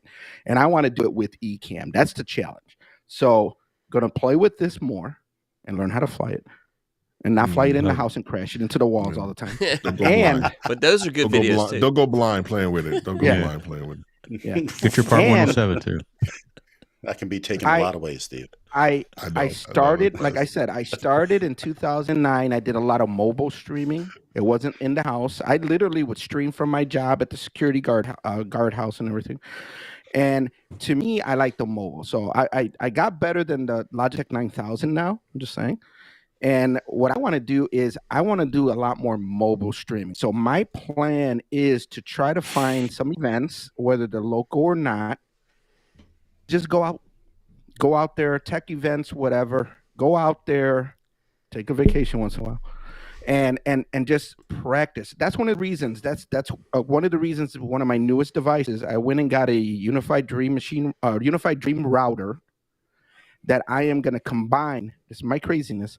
I'm going to combine with a Mac with Speedify and like 3, 4, 5 networks, have that bonded and go through the router to get maximum speed and connectivity. That way I could stream with anything and everything I want. So I'm thinking of making a mobile setup. It's not going to be PERDY, but it's going to be functional. I don't do PERDY. I do functional. That way I could have like a bag, just take it with me, plop it on the floor. If I could, plug it into an outlet. If I could, run a cable to it, put about 5 networks on there, and just set up my cameras, tripod, whatever, and be able to stream from pretty much anywhere. Dude, you're like the live stream MacGyver or something like that. Hey, Elo, if you're still in the comments, I think Elo, I'm not sure. He may be working with a company that is working on a portable live streaming station, right? It's in a Pelican case type thing. So, I mean, that could be something that you can collaborate with as well, man. So I don't know if it's you, Elo. My fault if it's not, brother. But chime in the comments if you're still here. That could be dope. A bonded that could be really network dope. is usually no one's doing that. Yeah. And I've seen companies that do that, but it's like, I mean, you're talking multi-thousand. I mean, it's like $5-6 grand for a device, and then 4G. I'm like, no. I could do it with a Mac, a router, and Speedify. I'm sorry. I've already done it. I just need to make it where it's going to be portable. You should do a video on Speedify. I'm sorry. Yeah. I did. Yeah. This whole thing that I just discussed is a video with me showing my laptop connected with like 5 networks and a router. And so, yeah. How about you, Sir Dagan? What's next? Well, I'll just keep it short and sweet. My really main focus is the live streaming. Because when I first actually started live streaming, I would have beard company owners and just people in the community on, and it would be very scripted. I'd already have a set of questions listed out to ask. We kind of just roll through those, but then I kind of got unscripted, just kind of went with the flow. And it actually, to me and my guests, always found it a lot better that way. So, but lately, mostly this half of the year, it's been just me live streaming, and we just talk about whatever, just how the day going, how my week's been going, how how their week's going, and things like that. Do some would you rather questions, have a little fun. But I think this new year, I'm going to start getting back into having guests on my live stream, but keep it free flowing and light. So that's one of the things I want to do. So. Yeah, and I see you've been doing some recorded videos too. So.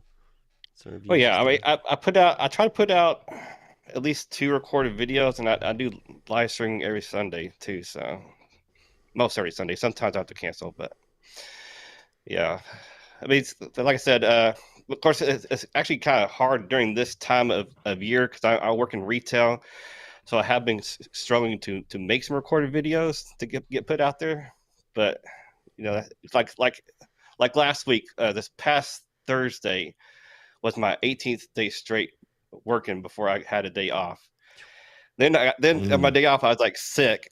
So I was like slept pretty much all the day. And I've actually been kind of sick. I'm just now starting to get over it. So, but yeah, I'm working myself to death, I guess. You know what makes you feel better a lot faster? When you take a little trip to B&H and then you go buy something. It really makes the pain go away. B&H is just trouble, boy. B&H is trouble. I need to find one of those. I don't think they have one of those in my area. There's only one. Everything else is online. It's in New York. So it's New York, man. I'm going to live stream it on TikTok. It's an excuse. It's an excuse to go to New York now. I got to see this. Yeah, go to New York. It's pretty amazing. I'll leave my wallet and credit cards in a safe at the hotel, but I will go visit the store. You will go back to your hotel and grab your wallet. And that DMX song, every time I'm about to walk in there, comes on. Y'all gonna make me lose my mind. Up in here. Yeah. Like every moment I could just walk past it or drive past it, that song just comes in my head because that place is just ridiculous. It's nuts. when I got somebody helping me, they're like, "Oh, and are you in the computer?" Yeah, and then they're like, look me up, and they're like, "Oh, hi, Mr. Ryan."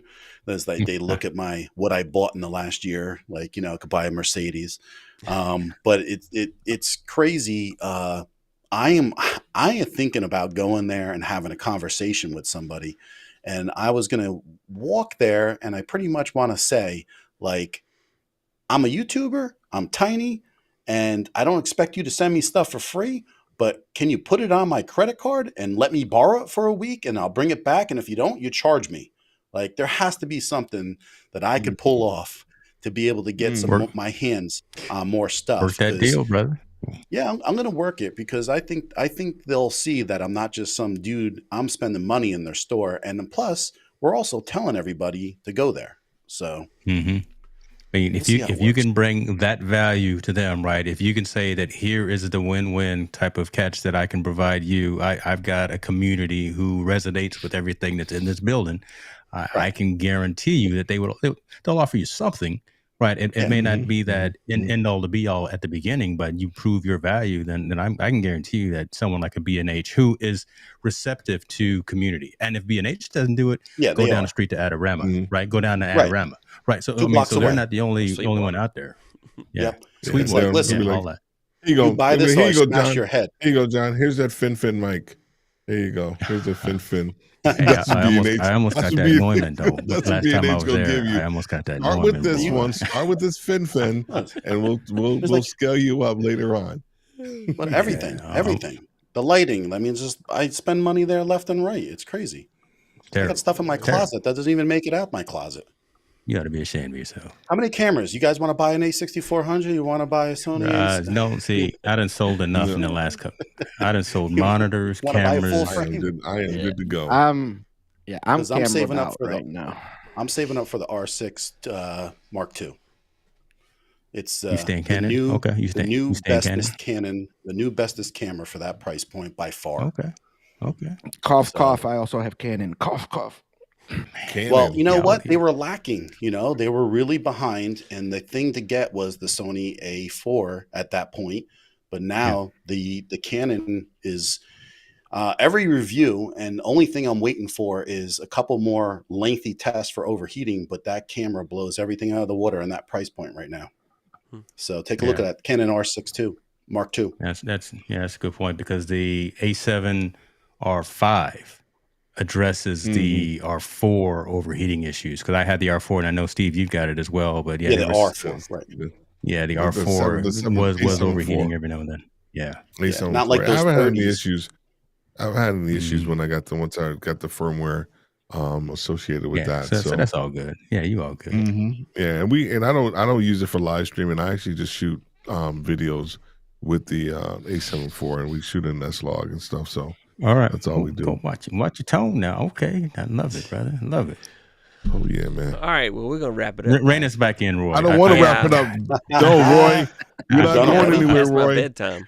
Oh boy, I see you in the comments, brother. I see you in the look. Oh, 6400. Oh my goodness, I was about to say, Netflix 30, boy. I was about to say, unlike Steve, I didn't get a chance to cycle through all my cameras. I mean, I can't show off all my cameras if you don't put me on through all my cameras. I didn't cycle through them all. I didn't cycle through them all. You did at least 3. I thought we were going to go at least 6 hours. I didn't know we were going to stop. 4.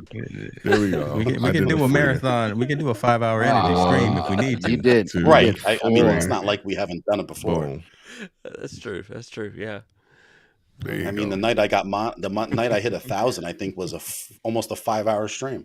Wow! I remember that night. John. I do. I was blown away that night. I remember that night vividly, because you were on, and we were going back and forth, and then I don't know what happened. I don't know if I took a nap or something. Then I woke back up, and I think it was like you're still 11. 11 o'clock, 11:30 or something like that. I was like, this dude doesn't do that. And I did. Wow. Right. And you remember, I said, dude, are you still on? You were like, yeah, man. Like, it was like a crackhead. He was like, yeah, I'm still on, man. I'm loving this stuff, Steve. This is amazing. I was like, I'm going to go. And then everyone's like, if you go, because like, I don't know what happened. I just think everybody shared everything and it just gave this big push. It was like, those are the nights where I met, Dagan and a lot of people from the bearded community. Dan C was there and he's pushed, I know a lot of his subscribers and it was the eBay community and it was a fluke. Because one of the eBay guys that goes live is like, just go live. John, go live tonight. I'm not going live. So someone has something to watch and they'll come on and hang out. And all of a sudden that crap just hit the fan. I picked up like 75 subscribers that night. Wow. Yeah, that was crazy. That was a crazy night, dude. That was fun. Fun night. No. YouTube is fun when you're with people like this. And that's the key, man. Find the small group of people that are respectful, that give you positive feedback, not crap feedback, and that can also take a licking. I'm tired of people where if you can't go to them honestly and talk to them about something, there's so many high-end streamers that have thousands of subscribers to me. I like look at their setup the last year. I'm like, dude, the lighting behind you is horrible. You were so much better last year. And you wish you could help these people out.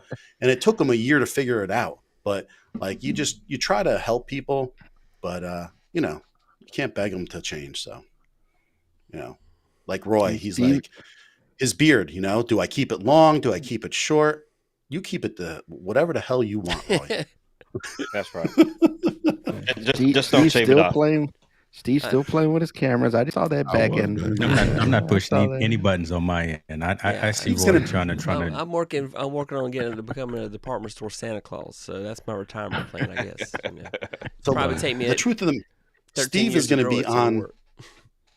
Steve is going to be, when we get done with this stream, Steve is not going to leave that seat till about midnight. He's got 14 episodes of podcast to record. Roy, Roy's dead ass. I mean, he's 100%.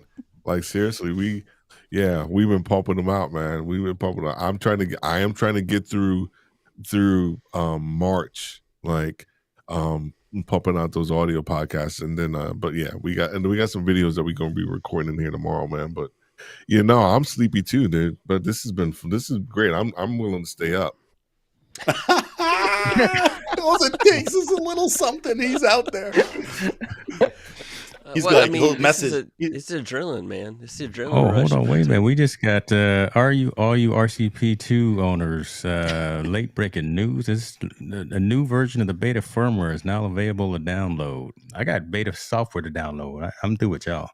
For what? What is it? For what? The version 1.8 CP2 just came out, and hopefully that fixes the connectivity to Ventura on the Mac OS. So I literally just got the email just now. I probably shouldn't push the buttons while I'm live streaming, but we'll see. No. Push the buttons, man. Push the buttons. You can't do that. So there you go. Something new to play with. Tonight. There we go. Push it good.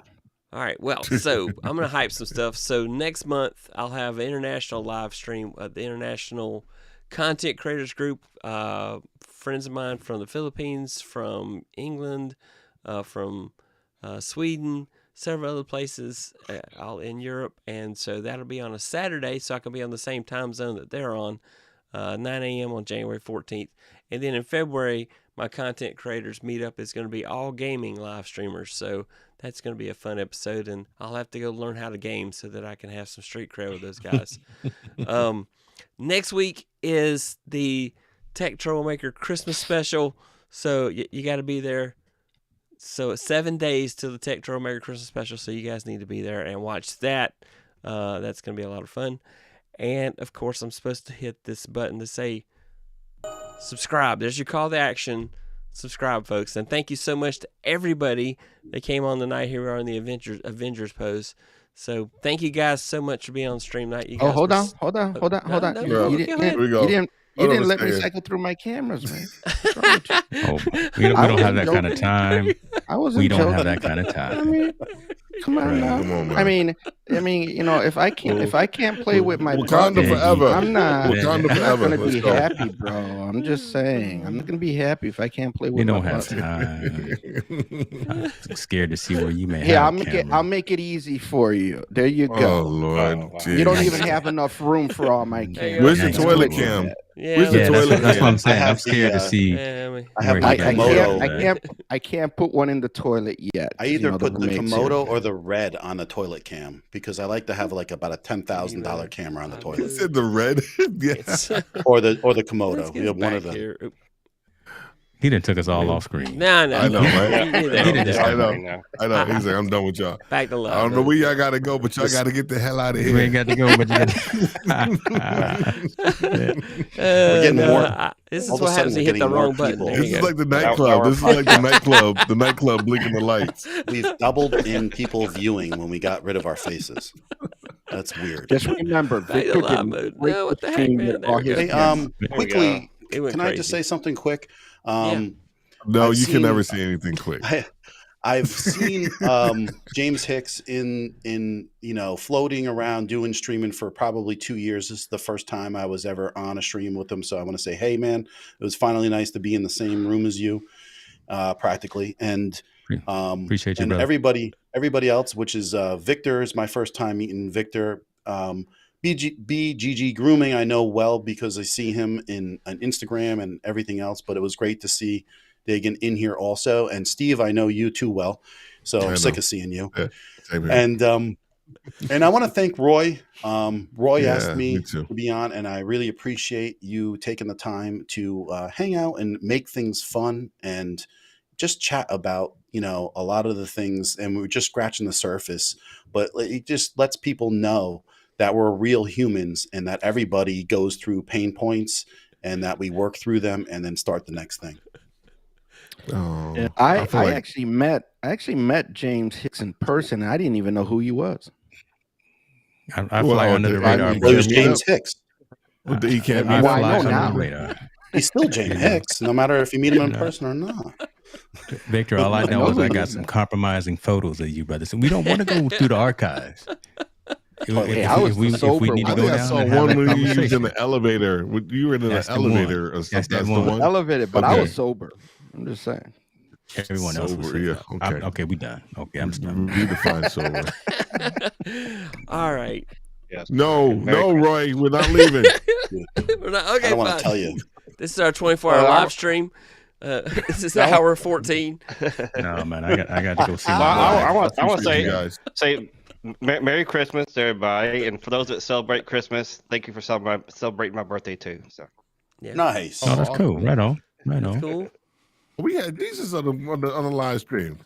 We had Jesus on the live stream. Oh man, all right, Dave.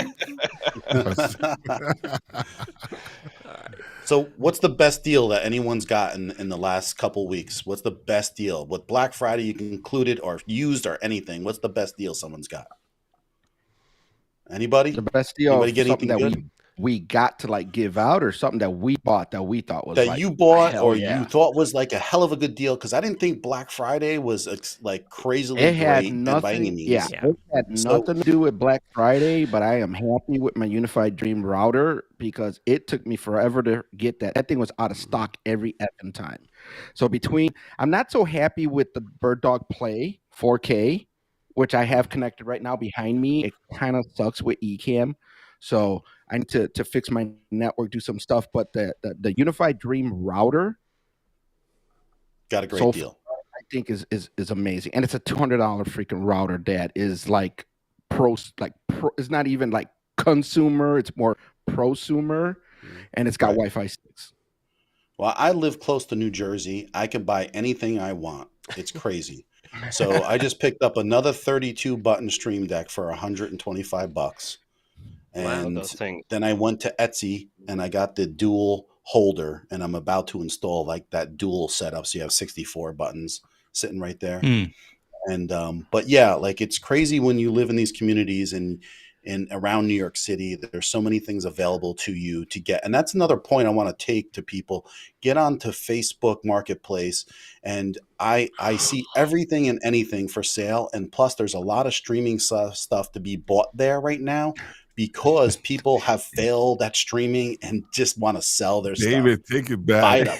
Stop it. David, I don't know why. take it back. David, take it Hey, back. John, do you have an A10 Mini? A10 Mini David Pro? Ryan, take it back. I actually sold mine.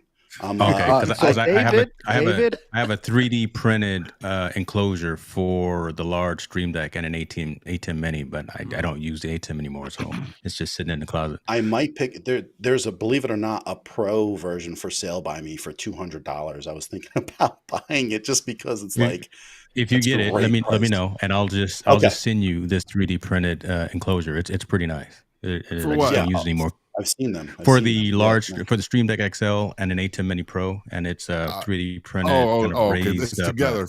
Enclosure. The one that's together. Okay, now I thought it was just for the Steve. He's like, Stream man, Deck. what are you doing, man? I got that. Wait, what are you getting rid of? Damn, I just gotta say, Tallboy, David, I don't have any 6400s, man. I don't know if you're asking me, but no, I'm running. I got FX30 up in here, brother. This is 6400 right here. Yeah, I have one that I Yeti. If you're interested in buying another one, just saying, we done. Get that off the screen, man. We keep talking about Get that off. Get that off the screen. Dude, that's You guys are harsh. Man. yeah. you know. That's I got the small rig parabolic cover and I think the 120B light to go with it. So that's what I got. I waiting on Santa Claus to bring it to me, but that's what I got from B&H.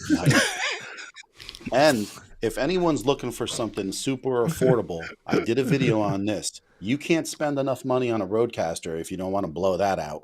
Is that the Connect 6? Yeah, this is the Connect 6. Don't Yeah, look baby. for I got that joint. I got that joint too. I got to use it. This is the Lewitt it's Connect awesome. 6. It has It's great sick. routing, and it does a lot of effects on board. And let me just say, it's not meant to be like a musician standard. It's not like, but it's a content creator. And that's how I did a video on it, because it does a lot of what That's content creator needs for $300. It's another option because it gives you 2 inputs in the back for mics versus, you know, the Wave XLR, which is another thing I think is great too for cheaper. Roy's like, yeah. Listen, Lewitt makes some. Shut the hell up. Yeah, Lewitt makes some dope stuff. Here's something you don't want to buy. Do not This buy is part of the video I have to Zoom cut off tomorrow. So, you know. 4K. Yeah, you could cut this off. Don't buy this thing. Don't spend your money. It's a waste of money. what is that? I'm Is just that gonna tell you what not to buy. is that a Blue Yeti Plus? No, this is the Zoom Q8N 4K, and unless you just want to use it for the dual microphones, I can't get this video to do anything decent. So that's why it's laying on the table and it's not included with my 7 cameras around me. Buy that. It's supposed to be good for live performances. I don't know.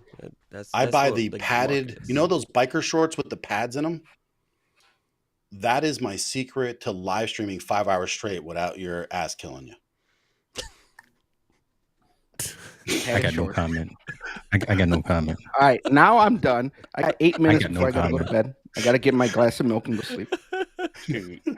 I think we've gone past the useful life of the stream now. So I don't know what else. Yeah, that might have been a key moment right there. I'm about to tap out. all right, everybody. Thank you guys. Thank you so much for being on the show. I just had a blast. You guys are awesome, and that's why I was so excited to have you all on. And thank you to everybody that watched, especially those that made it to the end. Anybody made it to the end? Oh my god! To the end. That's good. Yeah. You wrapping up? You wrapping up? I'm wrapping up. I'm out of here. I'm like, we'll see you guys. Bye.